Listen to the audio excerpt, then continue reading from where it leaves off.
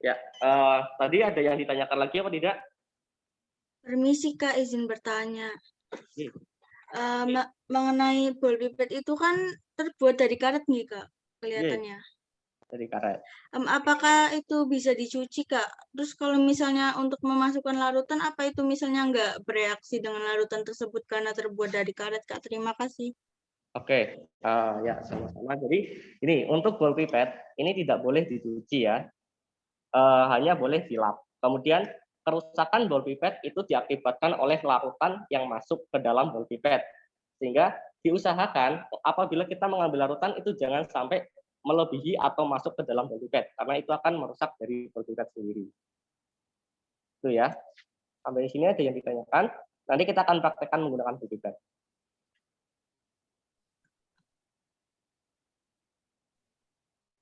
Mungkin nanti bisa dicoba untuk ambil larutan ya, Mas Rido. Iya, Bu. Ya, saya lanjutkan kembali ya.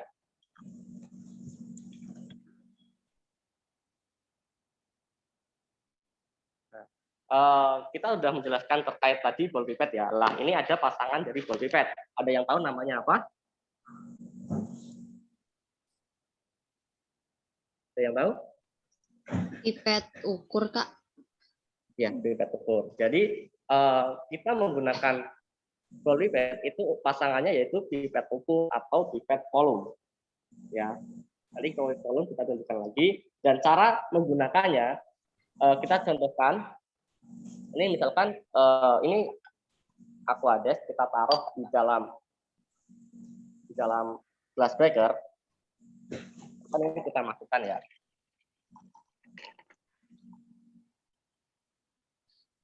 Nah, sistem kerjanya sama kayak gelas ukur tadi, yaitu kita lihat dari meniskus cekungnya. Nah, kemudian kita praktekkan. Ini ada gelas yang kecil, kelihatan, yang saya pegang ini. Iya, Kak, kelihatan. Ini kita masukkan ke dalam ball pipet. Ya. Sudah kelihatan?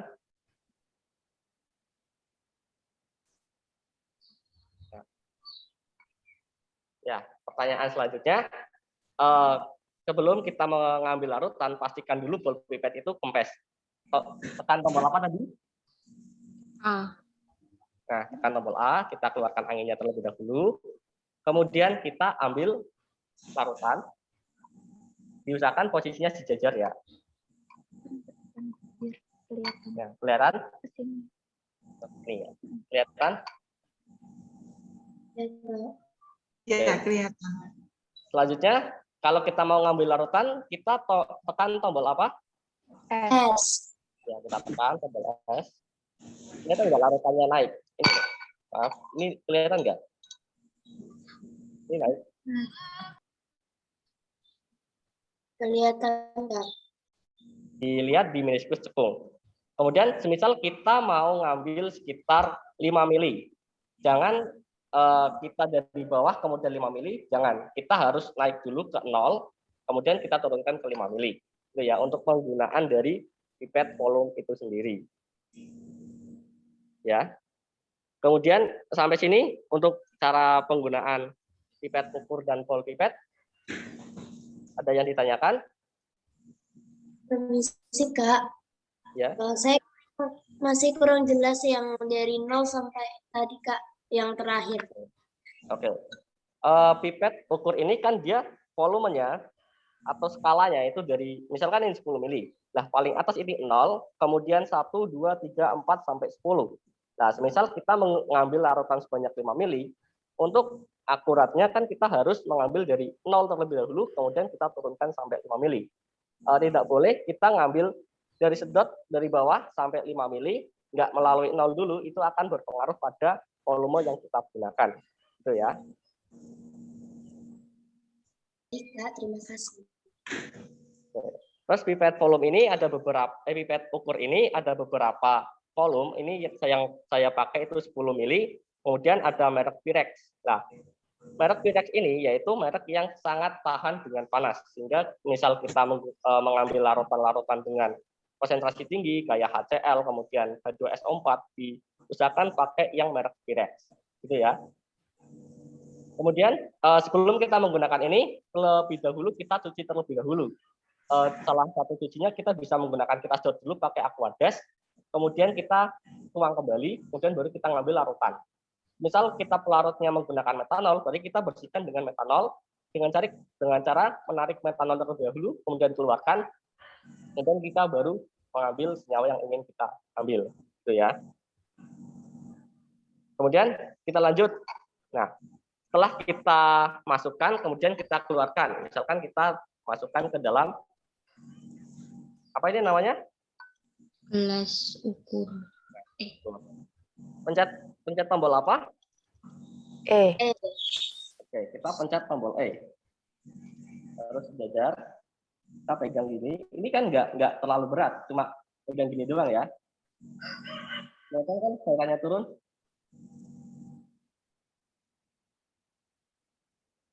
Oke. Nah, kemudian yang saya sampaikan tadi, tidak semuanya pipet itu ininya keluar semua. Masih ada beberapa tetes kan di sini. Kelihatan? Iya, Kak. Kelihatan, Kak. Kita pencet tombol apa? Tombol tengahnya. Nah, kita keluarkan pakai tombol tengah. Ini akan kelihatan beberapa tetesnya. Oke. Oke. Untuk penggunaan pipet ukur dan ball pipet, seperti yang dicontohkan tadi, ada yang ditanyakan? Kak, mohon maaf, boleh dicontohkan untuk volume lain tidak? Maksudnya seperti misal 7 mili gitu, Kak. Oke, kita coba mengambil volume 7 mili ya. Tadi kan kita habiskan, kemudian kita ngambil 7 mili dengan wadah yang sama kita ini. Cara yang sama tetap yaitu kita kempeskan dulu, pastikan ini nggak menggembung, karena kalau menggembung itu akan sulit untuk kita ambil. Kemudian kita ambil terlebih dahulu larutannya, misalkan ini larutan ya. Diusahakan volume skala itu menghadap ke kita sehingga kita memudahkan untuk membaca. Itu ya. Kita ambil. Oh ya, satu lagi. Ketika mengambil larutan, diusahakan jangan sampai ada gelembung. Gelembung bagaimana, Kak, maksudnya? Misalkan nih, beberapa temuan itu, misalkan nih, dia udah ngambil gini, udah ada larutan di dalamnya. Kemudian kita tempel lagi, biasanya ini akan menggelembung. Kasusnya nanti kita akan lihat coba di pipet volume, karena yang paling kelihatan adalah di pipet volume. Ya, nanti kita contohkan yang di pipet volume-nya. Ya, ini kita ambil sampai 0. Kelihatan nggak skalanya sampai 0?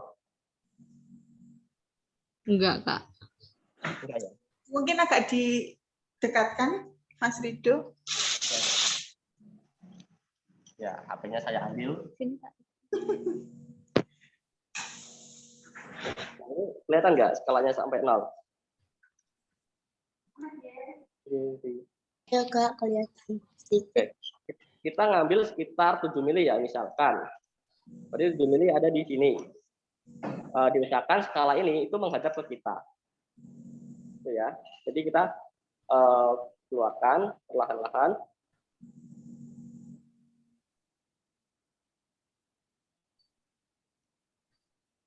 Harus sejajar dengan mata ya kalau melihat. Nah, ini kita ambil sampai 7 mili. Kelihatan? Kelihatan 7 mili? Ya. Berarti kita di sini di dalam gelas ukur itu ada volume besar 7 mili. Tetapi dari gelas ukur sama ini sangat berbeda, sehingga ada beberapa alat yang lebih baik, kayak pipet volume itu lebih baik daripada pipet ukur. Ya, itu ya. Ada yang ditanyakan lagi? Berarti maksud dari 0 kemudian 7 tadi itu menyisakan aquades di pipetnya juga, Kak? Iya, jadi kan semisal di kalian disuruh mengambil 7 mili, misalkan pelarutan HCl itu membutuhkan volume HCl 7 mili. Nah, dari volume HCl tersebut berarti kalian harus mengambil 7 mili. Jadi untuk menggunakan alat ukur dari skala 0 dulu, itu kan maksudnya skala 0 itu ini tuh terisi sebanyak 10 mili. Nah, kemudian kita turunkan sampai 7, berarti kita sudah berhasil mengambil 7 mili. Jadi sisa 3 mili itu tidak terpakai. Nah, apabila kalian memaksakan untuk 10 mili, maka konsentrasi dari larutan yang kalian buat itu akan berbeda. Itu ya. Paham? Paham, Kak. Terima kasih, Kak. Suaranya kejauhan enggak? Terdengar. Dengar, Kak. Lanjut ya. Tadi kan kita belajar terkait pipet ukur. Nah, kita lanjut ke pipet volume. Nah, pipet volume ya. Ini saya menggunakan pipet volume ukuran 15 mili dengan tingkat penelitian 0,03, mereknya sama, mereknya Pirex dari Iwaki Glass. Nah, kalau pipet volume ini dia sudah konstan volumenya, jadi tidak bisa diturunkan kayak yang pipet ukur tadi. Jadi misal di sini tertulis 15 mili, maka akan diambil sebanyak 15 mili, tidak bisa dikurangi. Nah, bedanya dari pipet ukur di sini pipet volume ada gondoknya dan ini ada batasnya. Kelihatan nggak warna kuning ini lingkaran? Kelihatan, Kak. Nah, kita mengambil larutannya sampai tanda sini. Ya, sampai tanda ini. Jangan sampai mentok di sini kita selesai, jangan. Kita harus sampai tanda ini. Oke ya. Oke, kita contohkan lagi. Tetap kita pasang ke dalam ball pipet. Pasang, kemudian kita pastikan anginnya itu dikeluarkan terlebih dahulu. Nah, kita ambil. Kak, mungkin HP-nya bisa di ini, Kak. Biar kelihatan Iya, Pak. semua seperti tadi, Kak. Oh, di sini ya.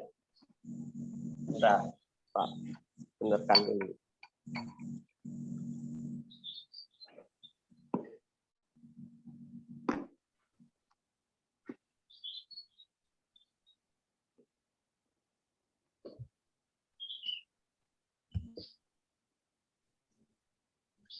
Oke, sudah kelihatan?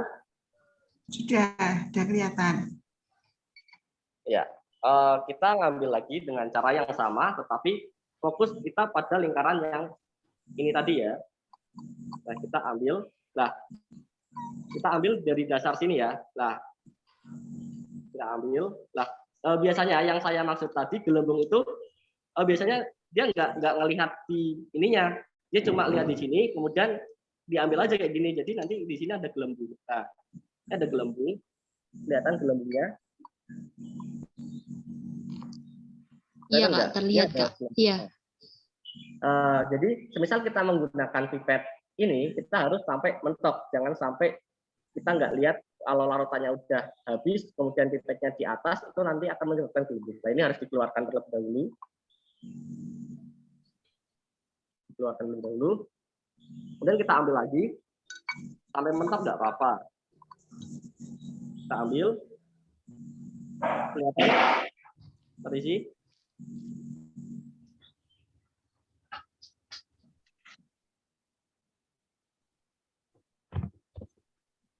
Nah, ini sampai tanda sini ya, di meniskus cekungnya.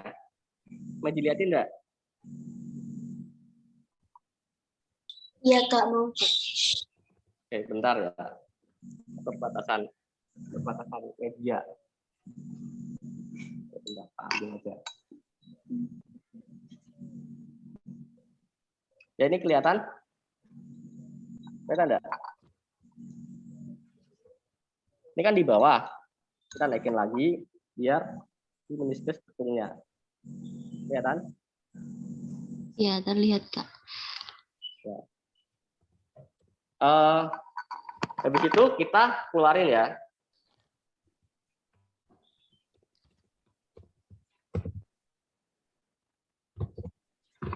keluarin tetap pakai yang tombol apa? Tombol apa kalau ngeluarin?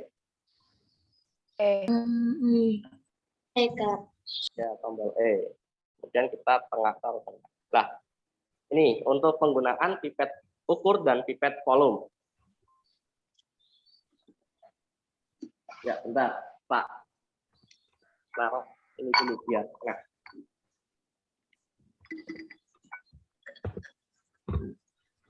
Ya, lanjut ya. Pipet volume ini ada beberapa volume. Ada yang 0,2 mili, ada yang 5 mili, ada yang 10 mili, ada yang 20, 15, dan 25, bahkan ada yang 50 dan 100. Nah, selanjutnya ini beberapa kesalahan yang biasanya digunakan atau yang biasa dilakukan itu, semisal kita pipet ini ya, baik volume pipet ukur atau pipet volume, itu jangan pernah semisal di sini masih ada larutan, kemudian kalian miringkan kayak gini. Itu jangan pernah. Nanti karena larutan bisa masuk ke dalam ball pipet dan akan merusak ball pipet. Jangan dimiringkan gini atau dimiringkan gini, itu jangan. Dipastikan di sini sudah bersih, kemudian kita cabut, nah baru kita letakkan. Jangan sampai ini masih ada larutan, kita letakkan, ini bisa masuk ke dalam ball pipet sendiri. Itu ya. Untuk kesalahan-kesalahan dari pipet volume dan pipet ukur. Sampai sini ada yang ditanyakan? Kalau misal terjadi kesalahan sampai masuk ke ball pipetnya, itu nanti dibersihkan atau bagaimana, Kak? Oke. Misal ini masuk ya, kita nyedot, ini kita nggak lihat, kita sambil ngomong lah, kita masuk ternyata sedot sampai ball pipet. Nah, langkah pertama yaitu, semisal dia masih bisa dikeluarkan, silahkan dipencet di E dulu, dihabiskan dulu, kemudian kita cabut ball pipetnya, biasanya ditaruh di tisu, kemudian kita gedungkan gini biar airnya keluar. Nah, kalau sudah, kita berdirikan, tetap di tisu, kemudian kita kasih penyangga hingga ini berdiri. Jangan sampai ketika masuk, kita dibiarkan gini, tengkulep, itu masih, dia akan masuk. Jadi diusahakan posisinya berdiri, sehingga tidak merusak ball pipet. Itu ya. Sampai sini ada yang ditanyakan? Oh ya, sambil dicatat ya.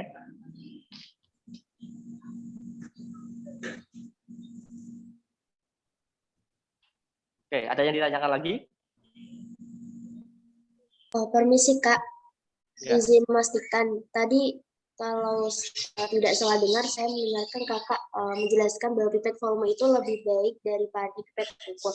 Nah, yang mendasari itu apa, Kak? Jadi gini, kalau pipet ukur itu kan dia skalanya ada beberapa, sedangkan pipet volume itu udah terstuck di situ, sudah pasti. Jadi keakurasinya itu lebih besar dari pipet volume. Misalkan tadi dicontohkan kan, kita mengambil 7 mili di dalam pipet ukur ya. Nah, ketika kita masukkan ke gelas ukur, ternyata volumenya 7,5. Jadi tingkat itunya itu berbeda. Nah, lebih baik itu yaitu menggunakan pipet volume karena dia sudah konstan volume itu. Misalkan kita mengambil 10 mili, ya di situ sudah 10 mili. Nah, keakuratan dari pengambilan larutan itu lebih baik pipet volume, baru pipet ukur, baru gelas ukur, dan gelas beker. Itu ya. Ya. Misal nih, di sini pipet volume, misalkan mau ngambil 17,5. Nah, sedangkan nggak ada nih pipet volume 17,5. Nah, kita mengambil pipet volume yang 15 mili atau 10 mili, kemudian kita tambahkan pipet ukur, diambil kekurangannya. Itu ya. Sampai sini ada yang ditanyakan?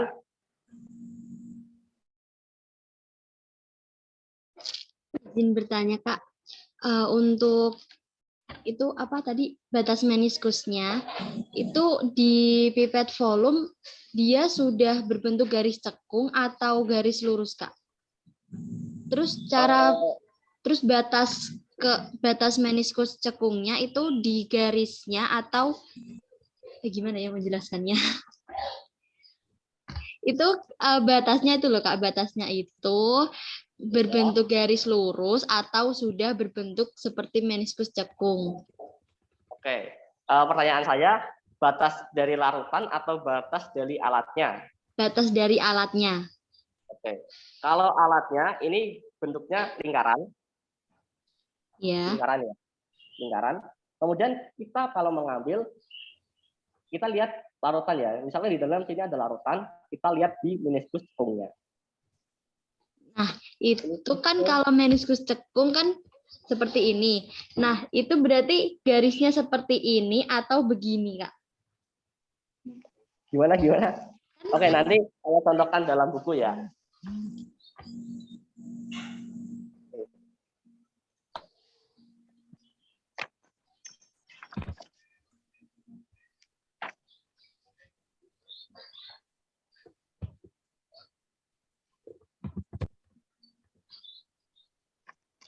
Ini kelihatan? Kelihatan? Ya, terlihat, Kak, terlihat. Ini tuh garis lurusnya dari alat atau pipet ukur atau pipet volume. Nah, kemudian ini yang cekungan ini dari larutannya. Jadi kita mengamati larutan sudah baik itu ketika cekungan ini jajar dengan garis di alat. Ya. Ya, itu Kak yang saya maksud. Oke. Sampai sini paham? Paham, Kak. Terima kasih, Kak. Ya, sama-sama. Saya lanjutkan kembali ya. Masih seputar dengan pipet. Ada yang tahu ini pipet apa?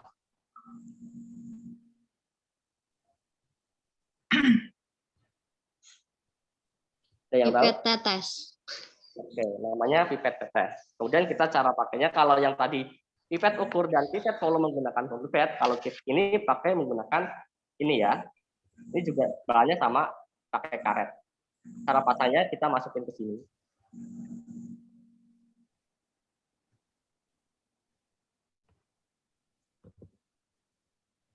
Nah. Kemudian ini cara, ada yang tahu gunanya pipet tetes buat apa? Memindahkan cairan ke wadah, tapi dalam jumlah yang kecil. Oke, mengambil cairan atau larutan dalam volume Mengambil larutan, Kak. yang kecil ya. Nah, cara pakainya gini. Nah, ini udah masuk, kelihatan? Terlihat, Kak. Pertama, kalau ini pegangnya dulu. Pegangnya jangan kayak gini ya. Karena ini nanti akan berpengaruh juga pada hasil kalian. Sebisa mungkin pegangnya harus kuat. Nah, yang ini ditekan dulu, kalian masukkan, kalian ambil. Nah, ini kelihatan? Lihat. Oke. Nah, cara meneteskan itu ya kita pakai perasaan ya. Jadi dengan hati-hati, karena biasanya itu yang tangannya tremor itu 3 tetes bisa jadi 10 tetes. Ya, jadi kita harus berhati-hati tetes per tetesnya. Itu kelihatan cara netesnya, kita sentuh dikit-dikit aja. Nah, saya keluarkan lagi. Nah, di sini ada beberapa kesalahan yang biasa dilakukan. Biasanya ketika ini masih terisi, kemudian kalian miringkan gini. Nah, ini akan masuk ke sini. Nah, bayangkan aja, ini terbuat dari karet, kemudian yang masuk ini adalah dari golongan asam-asam pekat. Nah, ini bisa merusak dari ininya.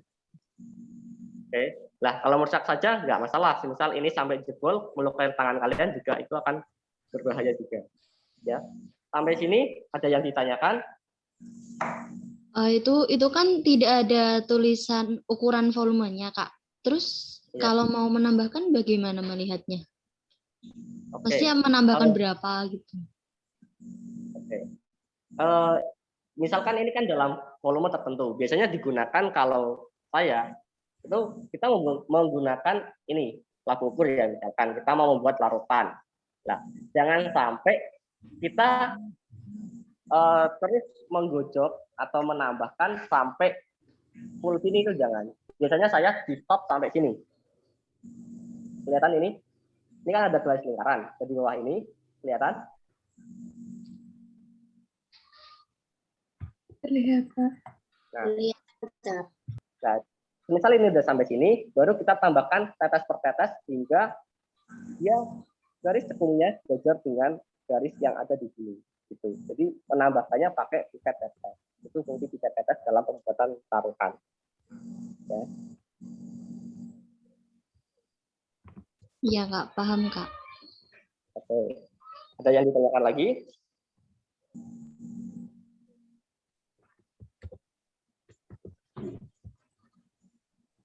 Kalau tidak, saya lanjutkan ya.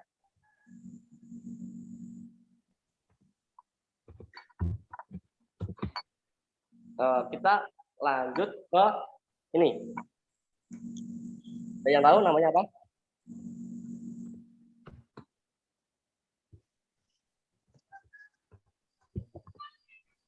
Corong Apa? Ya, corong. Fungsinya? untuk kalau menuangkan larutan Kak. Oke. Jadi ini fungsinya adalah penghubung ketika kita ingin menuangkan larutan. Jadi misalnya ini bisa masuk ke dalam sini, kemudian bisa ke gelas ukur atau ke tabung reaksi, atau bisa juga ke biuret ketika kita mau titrasi, atau bisa ke Erlenmeyer ketika kita mau menyaring. Jadi fungsi ini adalah sebagai penghubung semisal kita mau memindahkan larutan atau menyaring larutan. Tapi kalau menyaring kita harus menggunakan kertas saring. Itu ya. Ada yang ditanyakan?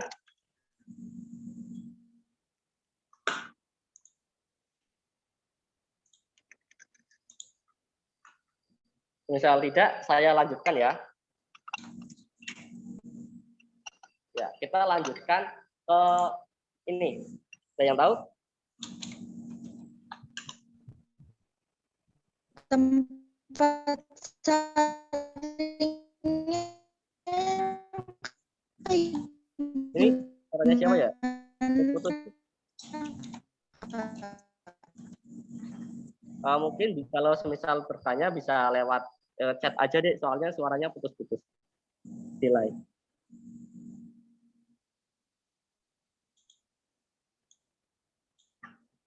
Oke, kita lanjutkan ya. Ada yang tahu ini apa?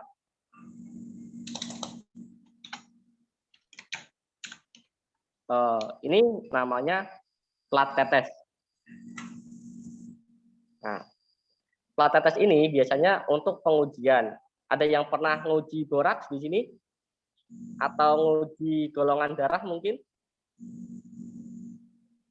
Ada yang pernah? Belum Kak.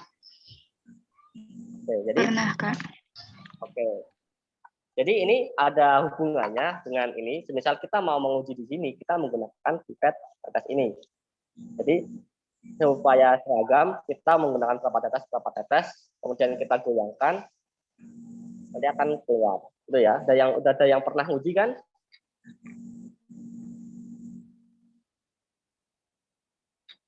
Ya, mungkin itu ya untuk plat tetes ini. Ini terbuat dari keramik. Jadi lumayan berat dan harus berhati-hati. Ada yang ditanyakan sampai ini plat tetes? Itu ngujinya maksudnya menguji seperti apa Kak? Oke. Misalkan kita mau menguji dari senyawa amilem. Nah, misalkan kita pakai ambil cuplik kan, kita ngambil cuplik spatula misalkan dari senyawa yang diduga mengandung amilem, kemudian kita mau uji nih, kita masukkan ke plat tetes. Kita masukkan ke plat tetes, kemudian kita kasih kode nih, misalkan senyawa itu adalah nasi. Kita tulis nasi di sini, pakai spidol, kita tetesnya di sini, atau cuplikannya kita taruh sini. Nah, kita masukkan reagennya. Reagennya apa? Misalkan reagen dari amilem itu pakai iodium, larutan iodium. Kita masukkan, teteskan beberapa tetes, kemudian kita biasanya kalau mencampurkan itu pakai lidi. Kalau enggak pakai jarum, kita kocok, dia berarti untuk pengujian kualitatif dari suatu bahan atau suatu zat. Itu ya. Kalau ini ada yang ditanyakan?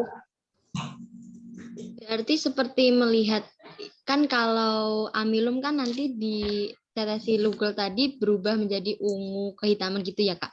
Berarti itu seperti melihat perubahan warnanya gitu Kak? Iya, betul. Gitu. Iya Kak. Terima kasih Ya, Kak. gitu ya. Oke. Ada yang ditanyakan lagi? Permisi Kak, izin bertanya. Ya. Untuk menguji yang kakak tadi bilang, yang golongan darah itu berarti di satu cekungan itu ya Kak? Atau Iya, dalam betul. cekungan itu? Biasanya kan golongan darah kan ada beberapa, kayak A, AB, O, B gitu kan. Nah, kita kan regen-regennya berbeda. Nah, biasanya ada yang menguji satu, kan ada juga yang menguji pakai kaca, ya. Ada yang pakai kaca kan. Nah, kalau yang pakai ini biasanya ditaruh satu-satu per regennya itu. Nanti dia akan keluar apa hasilnya.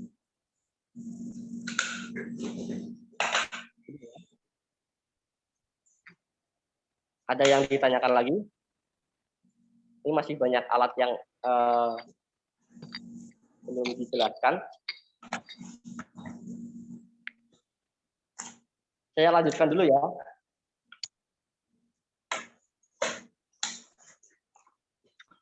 Selanjutnya ada yang tahu ini apa? Mortar atau alu, Pak? Iya, mortar atau bisa disebut lumpang dan alu ya. Nah, ini fungsinya untuk menghaluskan suatu bahan kimia. Nah, ya. Biasanya kalau yang biasanya itu begini, nah itu jangan menghaluskan itu biasanya di sini. Jangan sampai ini karena kalau bisa merusak dari alatnya ini, itu ya. Sampai sini ada yang Bisa ditanyakan? diulangin nggak, Kak? Oke. Jadi fungsi ini adalah untuk menghaluskan suatu bahan. Misalkan nih, kita beli bahan dalam bentuk granul. Tahu granul kan yang ada apa itu namanya berbutir-butir gitu kan. Misalkan kita mau pakai beras nih, beras kan harus misalkan kita mau menguji beras, kemudian kita mau buat tepung nih. Nah, kita jangan digojok-gojok gini, jangan sampai dipet-pet gini itu jangan. Kita boleh kayak gini. Ya, jangan sampai digojok-gojok gini. Oh ya, catatan nih, ada beberapa bahan kimia yang dia terkena tekanan sedikit dia akan meledak. Jadi ketika kita mau menghaluskan bahan, kita harus lihat MSDS-nya dulu. Dia mudah eksplosif apa enggak? Semisal kita kasih tekanan. Itu ya. Sampai sini ada yang ditanyakan atau tidak?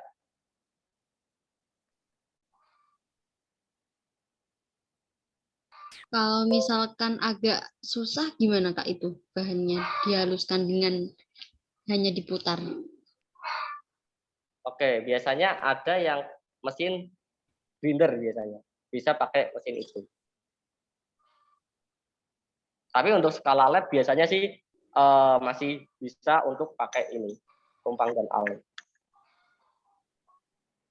Oke, baik Kak. Terima kasih Kak. Oke. Jadi saya lanjutkan ya. Ada yang tahu ini?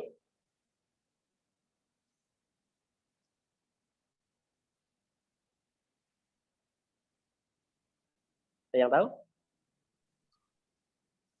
Ya, ini namanya penjepit tabung reaksi. Nah, caranya gini, ini ada tabung reaksi, kita jepitkan di sini, kita tarik. Ini akan kuat di sini. Nah, misalkan nih, contoh dalam penggunaannya, misalkan kita ada reaksi yang membutuhkan paparan dari api.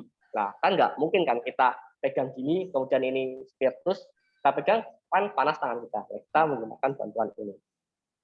Jadi gini, ya. Kemudian catatan, semisal nanti kalian praktikum ada gini, jangan sampai arah ini ke muka kita atau ke arah teman kita.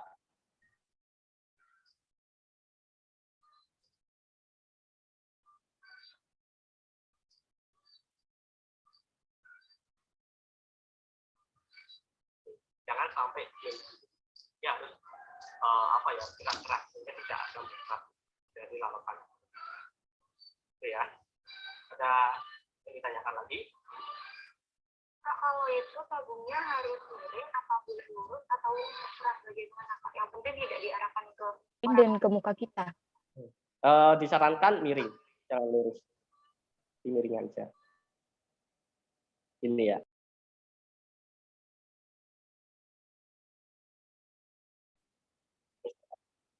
Kita praktikum kation anion kan. Nah, kita jumlah kation itu kan terbatas. Lah misalkan kita habis sampelnya, nggak ada sampel lagi kan kalian susah untuk praktikum selanjutnya kan. Kita nggak bisa ngasih data. Itu ya. Jadi harus berhati-hati dalam penggunaan alat-alat ataupun bahan yang ada di labnya. Sampai sini ada yang ditanyakan enggak?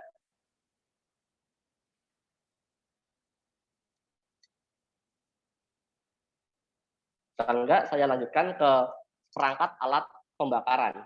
Kalau saya ngomong gitu sih. Karena ini ada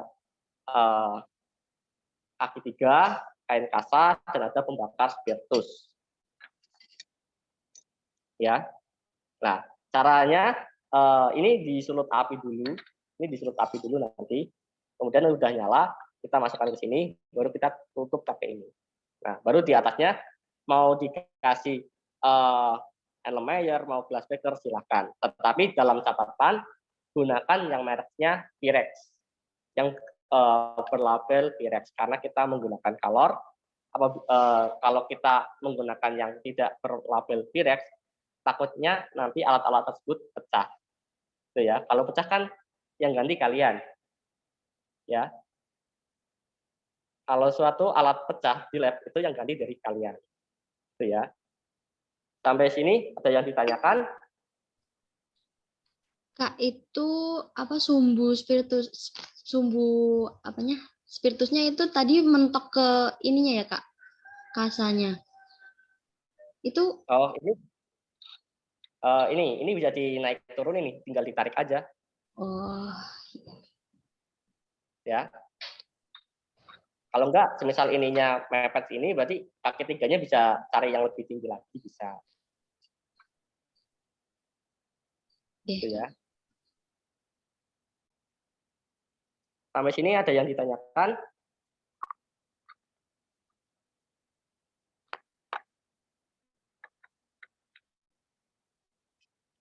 Enggak ada? Udah. Kita lanjut ke ini. Ada yang tahu? Cawan Petri. Oh, kurang tepat. Cawan Petri tadi yang ini ya.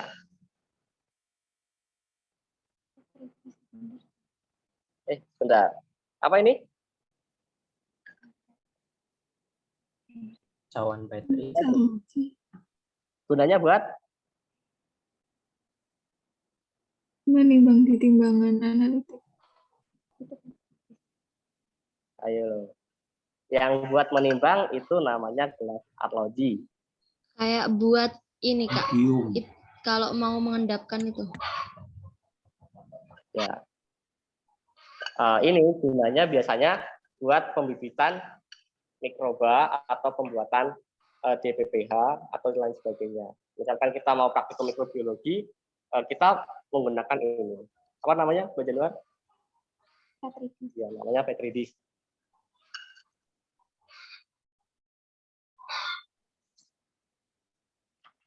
Nah, ada yang ditanyakan lagi?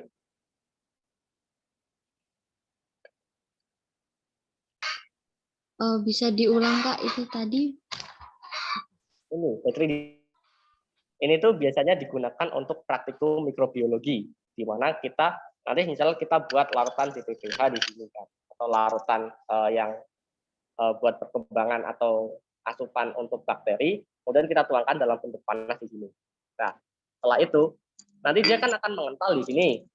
Nah, jadi yang benar ini bisa digunakan untuk pengentalan ya memang itu buat mikroba pengentalan. Nah, ini nanti setelah sudah kental, ini kan terdiri dari beberapa larutan yang buat asupan dari bakteri tersebut. Kemudian kita, misal kita mau uji antibakteri, kita ambil bakteri, kita teteskan di beberapa plot. Kemudian kita tutup sini, kita diamkan beberapa hari sesuai dengan jurnal yang kita acu. Itu ya. Oke Kak, terima kasih Kak. Oke, ada yang ditanyakan lagi?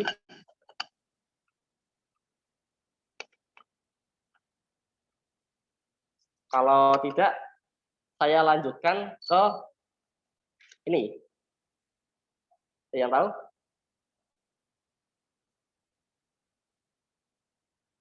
Duret. Ya, duet. Gunanya buat Kalau Literasi. literasi, Kak. Literasi. Literasi, Kak. Literasi. buat literasi. Nah, selain duet, dalam literasi ada apa lagi?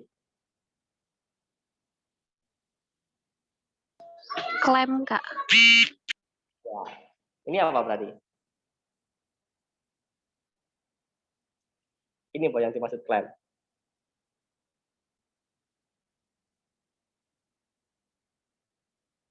Gimana tadi ada yang jawab klaim loh? Ya, Ya, itu yang tiang. ya, ini namanya klaim dan ini namanya statif. Statif. Ya. Cara merangkainya sudah pada paham? Oke. Ini kan dia ada slot. Kelihatan? Ya, kelihatan. Oke, nah itu kita masukkan ke dalam statif.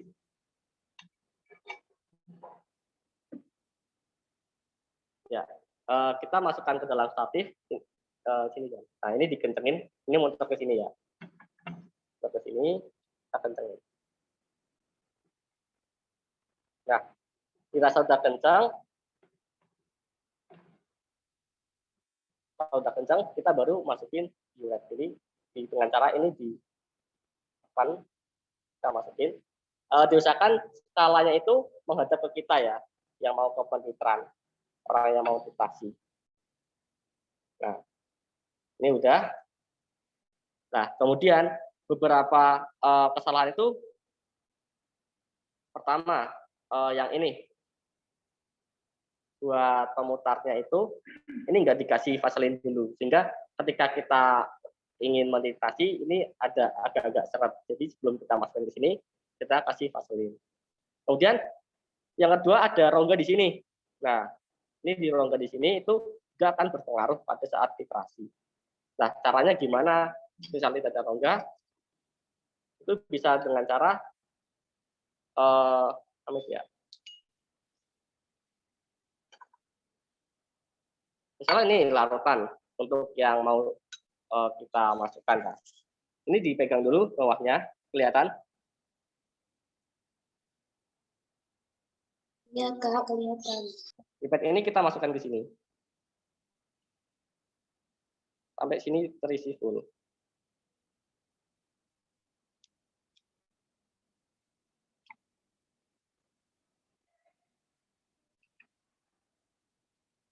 Itu ya, sehingga tidak ada rongga di sini.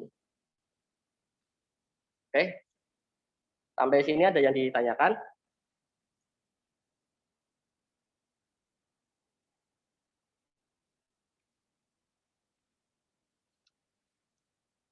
Boleh diulang, Kak? Oke. Ya, ini karena pipetnya kurang panjang, jadi nggak bisa masuk ya. Jadi, ini misalkan ini ke sini, ini udah terisi. Kita masukin ke sini, kita tuangkan, sampai bawah sini itu terisi full. Kalau panjang biasanya masuk.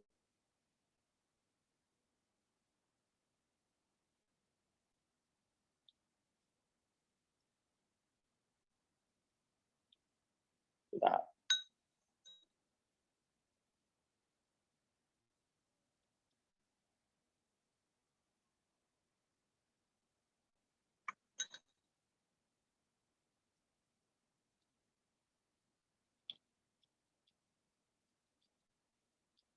Kelihatan nggak ini terisi?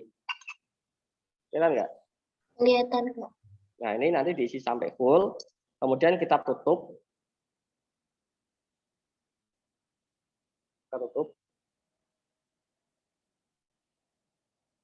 Udah, baru kita masukkan larutan yang lain melalui uret atas.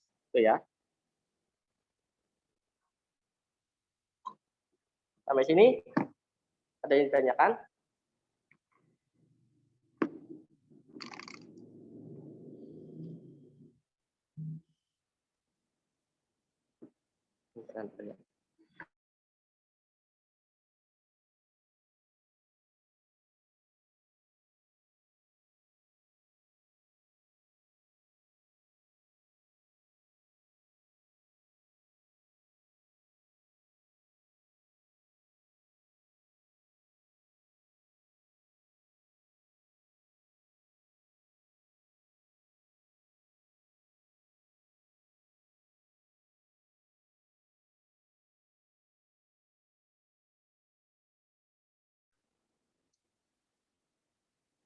Sudah siap? Siapa? Oke. Ini di sini ada bahan namanya natrium hidroksida atau NaOH. Kemudian ini ada beberapa MSDS, ini ada simbol. Ada yang tahu ini simbol apa? Korosi. Nah, tuh kita bisa tahu beberapa bahan di sini. Kemudian ini ada beberapa keterangan. Kelihatan nggak? Kalau nggak saya kamera belakang ya.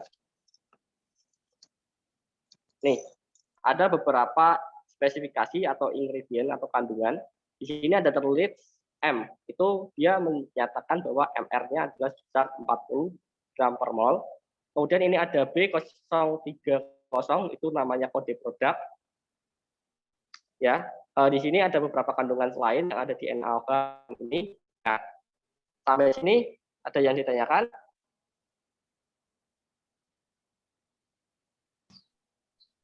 Kak, kalau ada kandungan lain berarti itu bukan NaOH murni, Kak. Ini di sini kandungan lain itu ada beberapa senyawa dan ini kandungannya cuma beberapa 0,000 berapa kan? Iya. Suatu bahan itu ada beberapa jenis, yaitu ada yang pro-analis, ada yang untuk pro-analis, kemudian ada juga teknis, itu ya. Jadi ada beberapa bahan. Nah, untuk ini masih bisa dikatakan sebagai pro-analis atau PA. Baik, Kak. Ya, catatan ya, untuk semua bahan kimia juga ada beberapa kandungan senyawa lain, tetapi dengan kandungan yang sangat sedikit. Ini kan ada tulisan kurang dari 0,00005. Itu ya.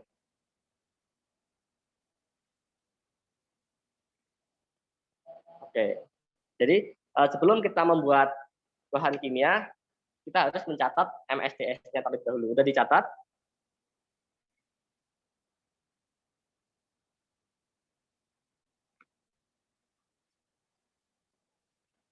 Ya, mungkin salah satu nih.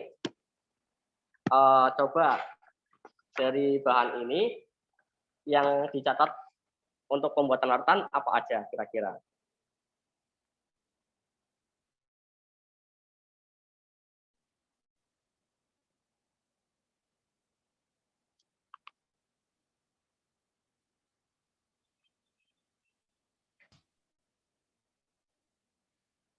Ada yang bisa jawab?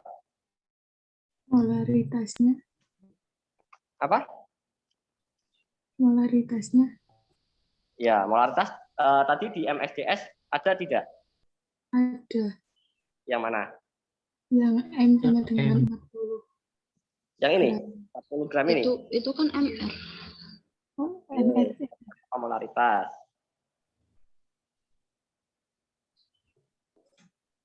MR-nya, Kak. Ya. Kalau di dalam MSDS ini biasanya M itu MR. Lihat di satuannya, gram per mol kan. Nah, kemudian kan kita udah dapat nih MR-nya. Nah, misalkan nih tugas kalian coba kalian perkirakan berapa massa yang dibutuhkan dari bahan ini NaOH ketika kita mau membuat konsentrasi NaOH sebesar 0,25 molar sebanyak 100 mili. Coba perhitungannya gimana? sebelum kita praktekkan, coba perhitungannya bagaimana. Menggunakan konsep kesetimbangan, Kak, yang M1 kali V1 sama dengan M2 kali V2. Coba dihitung dulu. Tadi kan kita dapat nih, dari MSDS ini kita dapat data ini kan. Nah, dapat data ini sebanyak 40 gram per mol. Kemudian kita mau buat NaOH sebesar 0,25 molar dalam volume 100 mili. Berapa sih massa yang dibutuhkan atau yang diambil dari bahan ini, NaOH ini berapa? 0,025, Kak. 1 gram, Kak. Pakai rumus apa? Pakai Yang rumus mayoritas sama dengan massa dikalikan 1000 dibagi MR dibagi 100. Oke. Berapa ketemunya? 0,025. 1 gram, Kak. Satu, Kak. 1. 1 gram. Coba dihitung. Coba dihitung. 1 gram, Kak. Itu kan 1 gram. cari molnya dulu, berarti 0,25 dikali 0,1 liter. Ketemunya 0,025 mol, terus cari gramnya, itu 40 kali 0,025 sama dengan 1.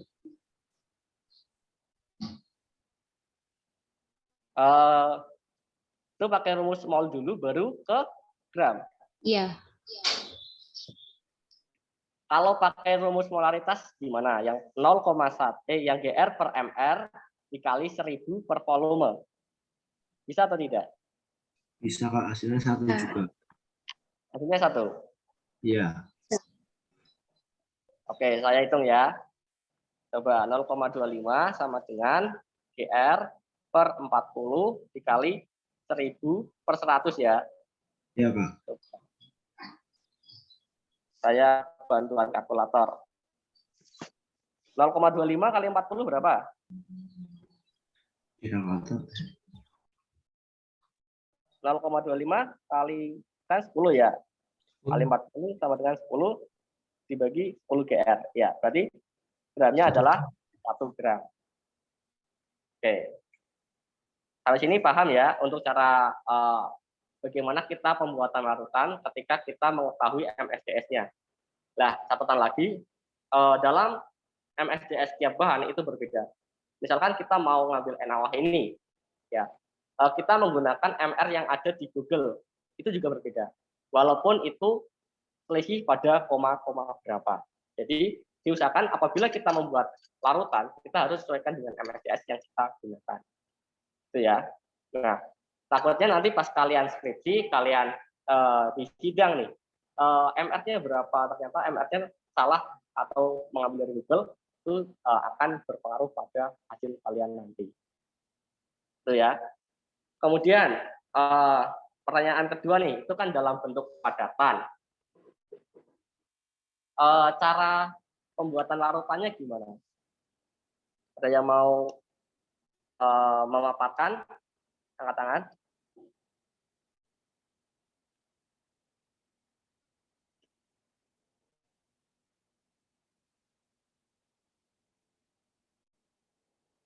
Cara membuat larutan NaOH dari tadi 0,25 molar, kan sudah didapatkan massa NaOH itu 1 gram dalam 100 mili. Nah, cara pembuatannya itu gimana? Ada yang ingin berpendapat?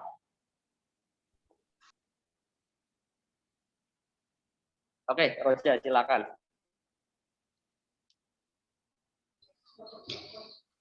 Kalau karena dari padatan, jadi harus mengambil 1 gram padatan NaOH, kemudian dilarutkan di itu Kak, di gelas beaker mungkin. Di gelas mana? Di gelas beaker Kak, di gelas beaker. Oke. Kemudian dengan Aquades secukupnya, kemudian diaduk menggunakan pengaduk Kemudian setelah itu menyiapkan Aquades di dalam labu ukur seukuran 100 mili. Oke, terus? Terus di labu ukur itu diisi Aquades sebanyak kira-kira 50 ml. Setelah itu memasukkan larutan NaOH pekat tadi ke dalam labu ukur menggunakan pipet volume. Setelah itu dikocok, kemudian ditambahkan lagi Aquades ke dalam labu ukur sampai menyentuh batas 100 ml, Kak. Oke. Tahapannya sudah runtut, tetapi ada beberapa pertanyaan yang ingin saya tanyakan. Yang pertama itu tadi pipet volume. Nah, pipet volume tadi digunakan untuk mengambil NaOH pekat. Nah, NaOH pekatnya itu yang tadi diencerkan atau bagaimana? Dan berapa volumenya yang diambil? Gimana, Kak?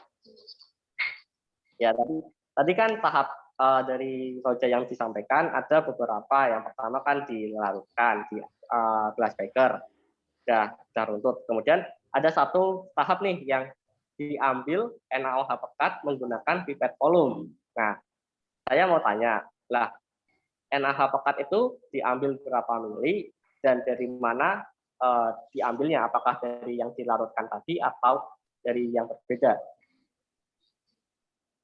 Kalau itu kan misalkan di glass beaker kita melarutkan pakai 5 ml pakai 10 ml Aquades. Jadi pakai pipet volume yang 10 ml itu diambil dari glass beakernya, Kak. Oke. Ini buat tak perbaiki ya. Boleh nggak? Boleh. Oke, jadi pertama tahapnya udah benar. Kemudian tadi yang pipet volume itu sebenarnya tidak usah. Jadi kan udah ada di glass beaker nih 10 mili. Nah, misal kita mengambil di gelas